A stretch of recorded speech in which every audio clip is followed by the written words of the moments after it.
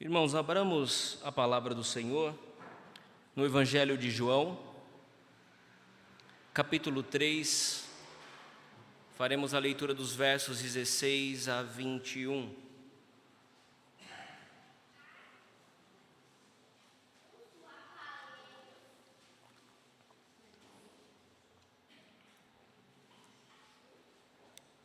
Evangelho de João, capítulo 3,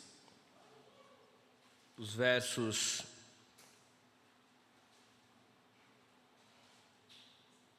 16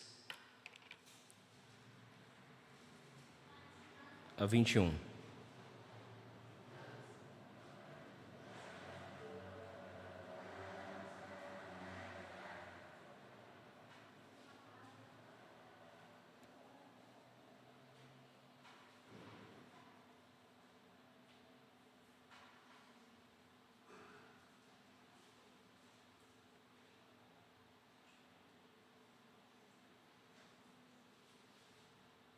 Diz assim a palavra do Senhor: Porque Deus amou o mundo de tal maneira que deu o seu Filho unigênito, para que todo o que nele crê não pereça, mas tenha a vida eterna. Porquanto Deus enviou o seu Filho ao mundo não para que julgasse o mundo, mas para que o mundo fosse salvo por ele. Quem nele crê não é julgado, o que não crê já está julgado, porquanto não crê no nome do unigênito Filho de Deus. O julgamento é este, que a luz veio ao mundo, e os homens amaram mais as trevas do que a luz, porque as suas obras eram más. Pois todo aquele que pratica o mal aborrece a luz, e não se chega para a luz, a fim de não serem arguidas as suas obras. Quem pratica a verdade aproxima-se da luz, a fim de que as suas obras sejam manifestas, porque feitas em Deus. Vamos orar. Ó Pai Santo, Deus poderoso, nós te damos graças, ó Pai, porque neste dia, o dia em que o mundo celebra o nascimento do Salvador, nós estamos na Tua casa cultuando, Senhor, o Teu santo e excelso nome. Pedimos, ó Deus, a Tua direção, a iluminação do Teu Santo Espírito para a exposição da Tua palavra. Fale ao nosso coração, em um nome de Jesus. Amém. Existe um poema de um poeta pernambucano chamado Alberto da Cunha Melo, já falecido, e ele fala nesse poema de um presente irrecusável. E o título do poema é O Presente. Diz assim: O que hoje recebes e não podes pegar, guardar em panos e papéis laminados, é imperecível, presente onipresente. Estás com ele na chuva e não temes que se desfaça. Estás com ele na multidão e não o escondes dos mutilados. O que não existe para os homens, deles estará protegido. O que os homens não veem, não poderão espedaçar. Eis o que não te denuncia, porque não tem face, nem volume para ser jogado no mar. Eis o que é jovem a cada lembrança, porque não tem data e série para envelhecer. O que hoje recebes não pode ser devolvido. Um dos maiores enigmas do Natal, e se você perguntar para qualquer criança o que ela mais gosta no Natal, é dos presentes. Eu tenho uma sobrinha que ela não se aguenta em ver os presentes embrulhados. Ela tem que descobrir o que é que está ali, em cada pacotinho debaixo da árvore da vovó D. E ela vai tentando descobrir, e na questão de 10 minutos ela vai adivinhar o que é cada presente. Porque o presente encanta. Quando nós nos reunimos no final do ano, nós participamos de diversos amigos secretos, às vezes na igreja, às vezes no trabalho, às vezes no condomínio ou com os vizinhos no qual nós convivemos. E é uma das grandes preocupações também do Natal, presentearmos ou darmos presente às pessoas que nós amamos. Economizamos ali, até o final do ano para poder presentear, com um bom presente os nossos filhos. e trocar presentes no Natal virou realmente uma tradição. E nós sabemos que não é o Papai Noel que nos traz os presentes. Nós sabemos que o grande e maior presente no Natal já foi entregue há mais de 2000 anos atrás. O maior presente que podemos receber no Natal já foi dado pelo nosso Deus. E esse texto vai justamente mostrar que Deus preparou e deu ao mundo este grande presente. Um presente muito caro e muito precioso para Deus, porque se trata do seu Filho, o seu Filho unigênito. Foi esse presente que Deus deu a cada um de nós, um presente que hoje recebes e não pode ser devolvido, conforme o poema de Alberto da Cunha, ainda que talvez ele não tenha se referido a Cristo. Quando eu ouvi esse poema, eu lembrei deste maior presente que Deus nos deu há mais de 2000 anos atrás, que é Cristo Jesus. E não tem problema se você não puder dar algum presente para o seu filho, ou não puder dar o presente que o seu filho esperava. Não tem problema se você não ganhou um presente que você esperava também neste Natal.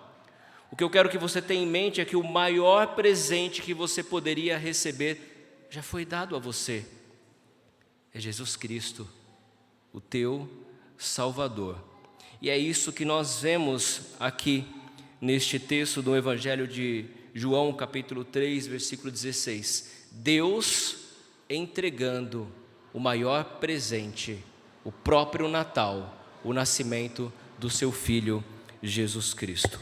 Quando nós olhamos para o contexto mais próximo desse texto, dessa perícope que nós estamos explanando, nós vamos ver que momentos antes Jesus teve uma conversa muito importante com alguém muito importante. Jesus teve uma conversa com os principais dos fariseus, chamado Nicodemos. E certo dia, após Jesus ter feito diversos prodígios, sinais, milagres, Nicodemos reconheceu que não se tratava de um homem comum.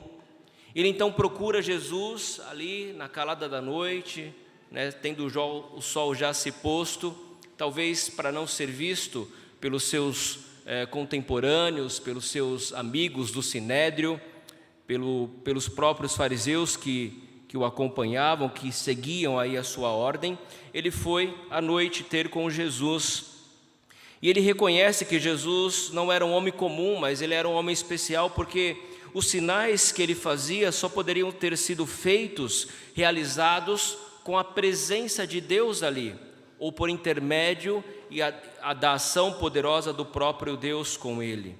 E diante das indagações de Nicodemos, Jesus lhes respondeu uma pergunta que para nós parece muito simples, mas que confundiu a mente daquele fariseu, que era um doutor do Antigo Testamento, que conhecia como ninguém as Escrituras Sagradas. Ele disse assim para Nicodemos: importa-vos nascer de novo, pois se alguém não nascer de novo, não pode ver o reino de Deus, não pode ver o reino dos céus. Nicodemos estranhou aquela conversa. Na verdade, ele não conseguia compreender como um homem, sendo já velho, barbado como ele, poderia outra vez voltar ao ventre da sua mãe e nascer de novo. Mas não era sobre esse nascimento natural que Jesus estava falando, mas um nascimento sobrenatural que o Espírito opera no homem. Como ele disse, o Espírito sopra onde ele quer. Nós não sabemos, nós sentimos a sua presença, mas nós não sabemos de onde ele vem. O Espírito sopra onde quer, trazendo vida, fazendo com que os homens renasçam de novo. E Jesus então advertiu que não era esse nascimento natural, mas um nascimento espiritual, o nascimento da água e do Espírito. E ele vai tomar como exemplo algo que ocorreu no deserto, quando Moisés havia tirado o povo do Egito, e o povo então começou a praguejar contra o Senhor, começou a lamentar, começou a murmurar, e Deus então castigou esse povo com serpentes venenosas, serpentes abrasadoras, como diz o texto. E as pessoas eram então mordidas por essas serpentes e elas morriam, Milhares morreram e a praga se espalhou, as serpentes se espalharam pelo deserto, dizimando as vidas daquele povo que havia saído do Egito. Então Deus, com a sua graça, com a sua misericórdia, ordenou a Moisés que fizesse uma serpente de bronze, e colocasse então essa serpente na ponta de uma haste, e fixasse essa serpente em um lugar bem visível, para que quando as pessoas estivessem sido mordidas e o veneno da serpente começasse a entrar na sua carne, espalhar pelas correntes sanguíneas, dizimando assim a sua vida, ela mirasse essa serpente que estava estendida nessa haste, e então seria curada. E Cristo então toma como exemplo essa serpente de bronze que Moisés levantou no deserto, e da mesma maneira ele diz que o Filho do Homem, o próprio Cristo, aquele que estava falando com Nicodemos, seria levantado, pendurado de sobre a terra, pendurado no madeiro, para que todo aquele que nele crê não perecesse, não morresse por conta do veneno da serpente, neste caso o próprio pecado, mas pudesse ter a vida eterna, e fosse não pela serpente de bronze, mas pelo Cristo pendurado no madeiro, curado deste mal, que não apenas tira a vida física, mas que conduz à morte eterna, que é o problema do pecado. E após Jesus, dando esse exemplo, proferir essa máxima, se comparando com uma serpente no deserto, o evangelista João vai pegar essa ideia de Cristo e vai ampliar, e vai colocar nesse versículo que se tornou um dos versículos mais conhecidos de toda a Escritura, porque Deus amou o mundo de tal maneira que deu o seu Filho unigênito, para que todo aquele que nele crê não pereça, mas tenha a vida eterna. Nesse pequeno versículo, que todos nós sabemos de cor, está a maior expressão do amor de Deus, o maior presente que Deus poderia ter dado à humanidade, está nesse pequeno versículo. E o propósito para o qual Deus nos presenteou com Cristo é para que não perecêssemos, antes pudéssemos ter por meio dele vida e vida eterna.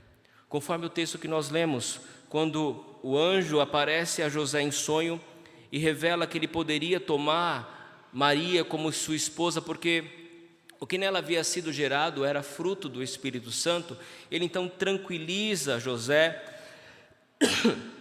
Ele vai dizer o seguinte a José: olha, Maria dará à luz um filho, e o nome dele será Jesus, o Senhor é a salvação. Sabem por quê? Porque ele salvará o povo dos pecados deles. Por isso Cristo e o propósito para o qual ele veio ao mundo é o nosso maior presente. Meus irmãos, presente de Natal é importante.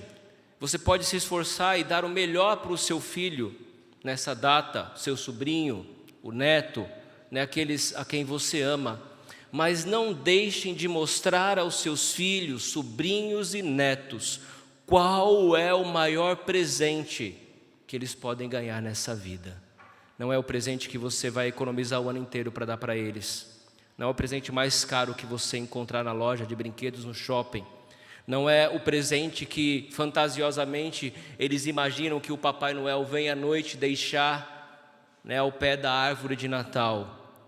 Mas é Cristo Jesus. Cristo Jesus é o maior presente que você recebeu e que você deve ensinar e dar aos seus filhos por meio dessas verdades da palavra de Deus. A primeira expressão de verdade que nós vimos aqui nesse texto é que o próprio Jesus é a maior manifestação do amor de Deus. O texto diz que Deus amou o mundo de tal maneira, esse tal maneira expressa a grandiosidade desse amor. O texto de Isaías diz que talvez, ele coloca como uma possibilidade: será que uma mãe que amamenta o seu filho pode se esquecer dele? Será que uma mãe se esqueceria do filho que amamenta, que está sempre ao seu peito, amamentando, alimentando? Ainda que uma mãe se esquecesse do seu filho, Deus diz: eu jamais me esquecerei de ti. Porque nós somos alvos desse amor de Deus. Nós somos alvos desse profundo amor de Deus. E o amor de Deus é colocado aqui sendo o amor de tal maneira, um amor eterno, sublime, incomparável, inefável. Inefável é aquilo que não se pode descrever em razão da sua natureza, força, beleza. Assim é o amor de Deus, um amor inefável, um amor que nós não podemos narrar em palavras, expressar em palavras, mas sentimos dentro do nosso coração quando recebemos esse presente pela fé. E a verdade, meus irmãos, é que nós, cada um de nós, fomos alvos desse amor de Deus. Aqui, o alvo desse amor é o mundo. Deus amou o mundo, é o objeto desse amor. Deus amou o mundo, e o mundo, quando nós olhamos para a palavra mundo aqui, em grego cosmos, nós entendemos que é toda a criação de Deus. Precisamos entender que quando Adão pecou, quando o pecado entrou no mundo, ele afetou não apenas as relações entre nós, seres humanos, tendo em vista que os seus filhos, Caim matou o seu próprio irmão. Ele não apenas afetou a nossa relação com Deus, mas toda a terra foi afetada em decorrência do pecado. O pecado afetou não apenas as nossas relações pessoais e com o nosso Deus, mas todo o universo foi afetado em decorrência do pecado. Tanto que em Romanos nós lemos que a criação anseia, ela aguarda, a expectativa da sua renovação na glória por vir, quando Cristo vier e transformar em novos céus e nova terra este mundo jaz caído. E aqui o evangelista está mostrando que o objeto desse amor é o universo. Todas as suas relações harmoniosas serão restauradas por meio da pessoa de Cristo. Ele não faz uma alusão de que todas as pessoas do mundo serão alvos desse amor, mas que este mundo, de maneira geral, poderá presenciar esse amor de Deus de tal maneira que moveu o próprio Deus a enviar o seu Filho a este mundo caído. Portanto, meus irmãos, nós vemos que esse amor é um amor singular, é um amor imenso, é um amor que produz ação. E nós sempre enfatizamos isso, e nunca é demais repetir, que quando nós dizemos que amamos uma pessoa, nós precisamos demonstrar isso através de ações, de atitudes. É muito fácil você dizer que ama alguém quando você não faz nada por esta pessoa. Mas o amor de Deus não é um amor inerte, não é amor que deixa Deus parado, olhando o mundo passar, as pessoas se degladiarem e tudo caminhando para um caos. Mas é um amor de tal maneira que ele move uma ação em favor deste mundo que é alvo do seu amor. E essa ação é uma ação sublime do próprio Deus. É o ato de presentear o seu Filho. O presente está aqui, que deu o seu Filho unigênito. O presente neste Natal, e nós precisamos lembrar disso, é o Filho unigênito de Deus. Quando Cristo deixou a glória juntamente com o seu Pai, ele se humilhou, nasceu em uma forma de um bebê, como um bebê, uma forma não, ele de fato era um bebê frágil, que precisava de cuidados. E esse bebê, que é o Criador do universo, não teve sequer um lugar, alguma hospedagem para nascer, mas ele veio de forma humilde, nasceu em uma manjedoura. O dono, o Criador do universo, nasceu de uma forma humilde, porque ele era o maior presente, ele era o grande presente. No palácio, talvez se tivesse nascido em um grande palácio, os pastores não poderiam visitá-los, mas ele nasceu para todos, para dar vida e vida em abundância a todos. E este presente é o Filho unigênito, porque Deus amou o mundo tão intensamente que deu o seu Filho unigênito. Portanto, o Filho unigênito é o melhor e o maior presente que você pode receber neste Natal. Talvez você não tenha gostado do presente que recebeu no amigo secreto neste Natal, Não tem problema. O maior presente já é seu, é Cristo. Cristo é o seu maior presente. E você precisa lembrar disso quando estiver passando por essa data tão importante. Mas aí nós nos perguntamos, em que sentido Deus deu o seu Filho unigênito ao mundo? Ou de que maneira Ele deu o seu Filho? Quando nós olhamos e fazemos essa pergunta a este verbo, dar, em que sentido Deus deu o seu Filho ao mundo? Nós precisamos entender que Ele deu o seu Filho para se encarnar, para assumir a humanidade, a criatura, o Criador assumindo a condição de criatura. Então Ele deu nesse sentido de que Cristo precisou encarnar, se fazer como um de nós, para que sem pecado pudesse então ser ofertado como sacrifício em nosso lugar, mas Ele deu também o seu Filho entregando a morte de cruz. Lembre-se sempre disso. Quando Deus deu o seu Filho unigênito, diz respeito à sua encarnação, mas também à sua morte na cruz, à sua crucificação. Ele deu para que Ele pudesse se encarnar e, uma vez encarnado, pudesse então morrer na cruz em nosso lugar. Quando nós olhamos para a palavra de Deus, nós vamos ver que Deus vai provar um grande patriarca, um herói da fé, como diz o autor aos Hebreus.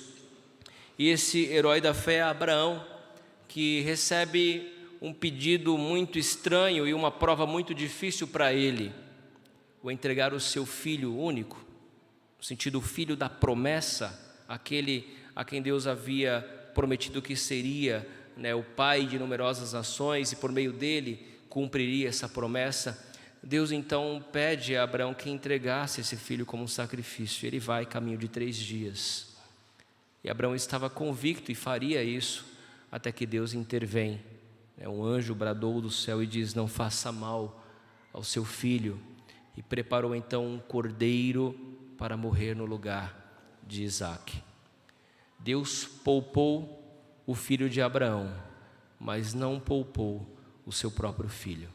Ele o entregou, ele deu para que ele pudesse morrer numa cruz e, ao morrer, o seu sangue pudesse nos purificar de todo o nosso pecado.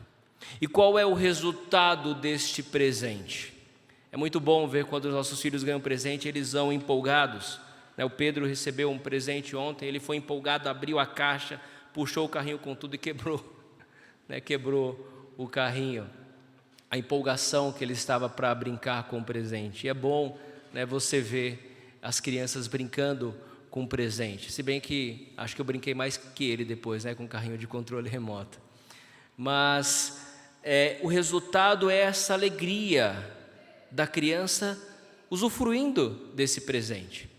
E o resultado que nós temos com o presente que recebemos da parte de Deus, o seu Filho unigênito, é um resultado, meus irmãos, maravilhoso.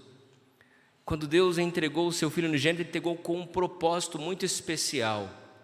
O propósito de ter você ao lado dEle por toda a eternidade.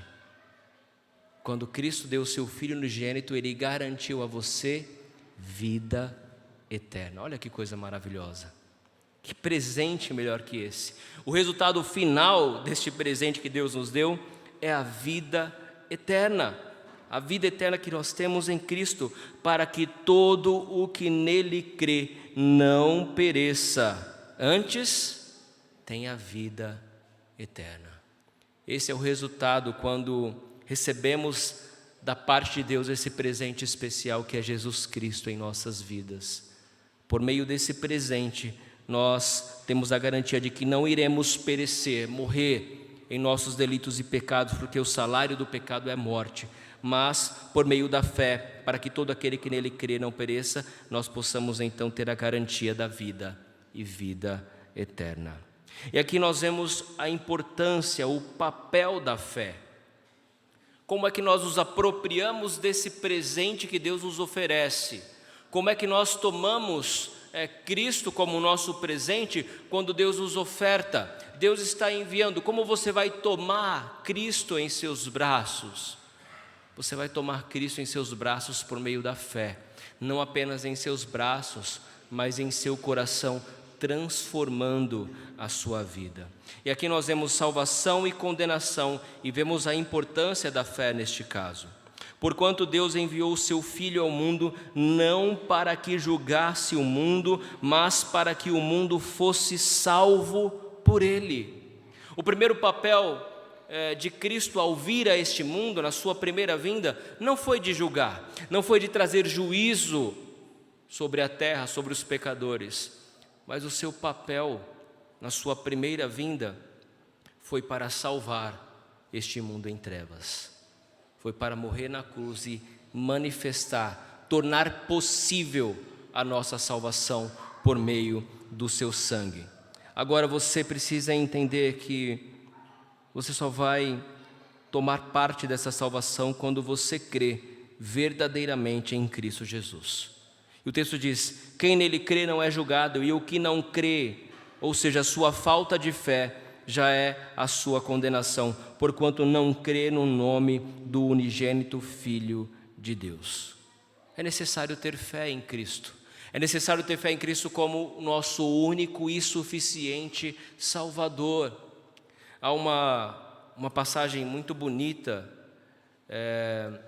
naquela série The Chosen, quando Maria Madalena, uma vez já restaurada por Cristo, ela então sai e volta às práticas da sua antiga vida. Ela já havia sido restaurada, Cristo já havia expulsado os seus demônios, restaurado a vida dela, mas depois ela cai e ela vai para uma taverna e começa ali a beber, a jogar, com aqueles homens vis que ali habitavam, e de repente ela some daquele grupo que Jesus estava reunindo os seus discípulos. Ele então manda Mateus, juntamente com Pedro, à procura de Maria Madalena. E eles então, depois de muito procurar, encontram ela numa taverna, e ela se sente indigna, ela está bêbada ainda sob os efeitos do álcool, e ela não quer voltar, porque ela não quer mirar a face de Cristo, envergonhada porque ela havia caído. Ela disse: olha, Jesus já me restaurou, mas eu caí de novo, eu não sou digno de andar com Jesus, eu não sou digno de estar com Jesus. Mas os discípulos, eles insistem, levam ela até o grupo, e depois a própria mãe de Jesus recebe Maria Madalena e a conduz até a tenda de Cristo. Cristo está sentado, meditando, e ela chega com a cabeça baixa, ele percebe, ele se levanta, vira para ela e diz: olha para mim. Ela não consegue mirar Cristo. Ela diz: eu não consigo mirar a sua face. Cristo então pega no rosto dela, levanta e diz: eu te perdoo, e abraça Maria Madalena. E ela começa a chorar, porque ela sentiu o perdão de Cristo.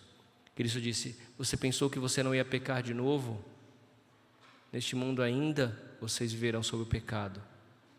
Vez ou outro o pecado vai entrar na sua vida, mas eu estarei aqui para te dar o abraço e conceder o perdão. E com essas palavras ela é restaurada ao grupo mais uma vez. Por quê? Porque Deus enviou o seu Filho ao mundo não para que julgasse o mundo, mas para que o mundo fosse salvo por ele. Esse é o objetivo da vinda de Cristo. Mas nos perguntamos: por que muitos não querem vir para essa luz? Por que muitos não querem crer em Cristo como Salvador? E a resposta a essa pergunta é: como alguém pode rejeitar Cristo o Salvador? E a resposta a essa pergunta está nos versículos seguintes, quando diz: o julgamento é este, que a luz veio ao mundo e os homens amaram mais as trevas do que a luz, porque as suas obras eram más. Há pessoas que caminharam conosco durante muito tempo na igreja e agora estão afastados. E pregamos, falamos de Cristo, falamos do seu amor, e nos perguntamos: por que eles não querem receber esse amor? Por que eles não querem conviver com a presença santa de Cristo? E a resposta é essa: porque eles amam mais as trevas do que a luz, porque as suas obras são más, e todo aquele que pratica o mal aborrece a luz, não quer aparecer, a fim de não serem arguidas as suas obras, mas quem pratica a verdade aproxima-se da luz, a fim de que as suas obras sejam manifestas, porque feitas em Deus. Aqui, meus irmãos, nós temos a escolha divina e pertence a Ele. Alguns vão olhar para essa luz e vão receber esse presente por meio da fé. Outros vão se esconder nas trevas e vão rejeitar essa luz porque não foram alvos da graça eletiva da parte de Deus. Porque eles amam mais as trevas do que a luz. Entretanto, o seu papel é mostrar essa luz a este mundo. É revelar essa luz a este mundo de trevas, para que os eleitos de Deus, ao verem esse brilho da parte de Cristo em você, possam se aproximar dessa luz e dizer: eu creio, e assim receber da parte de Deus este grande presente. Esse é o sentido do Natal. Cristo veio para nos salvar. Ele nasceu sendo Ele o maior presente da parte de Deus. E o que você precisa fazer então? Continuar crendo em Cristo como seu Salvador. Continuar crendo que Ele é o seu maior presente. E não apenas guardar esse presente dentro do seu coração, mas espalhar essas boas novas em Cristo Jesus. É falar ao mundo deste presente precioso que Deus deu a você e que também pode dar a ele se ele crê em Cristo como seu Salvador. Portanto, quando desejarem um Feliz Natal, não deixem de falar deste grande presente que você recebeu da parte de Deus, que é Cristo Jesus, o seu Salvador. Mas espalhe este presente aos seus vizinhos, aos seus parentes, aos seus amigos, porque é por meio desse presente que eles podem ter vida e vida eterna. Que Deus nos abençoe e aplique a sua palavra aos nossos corações.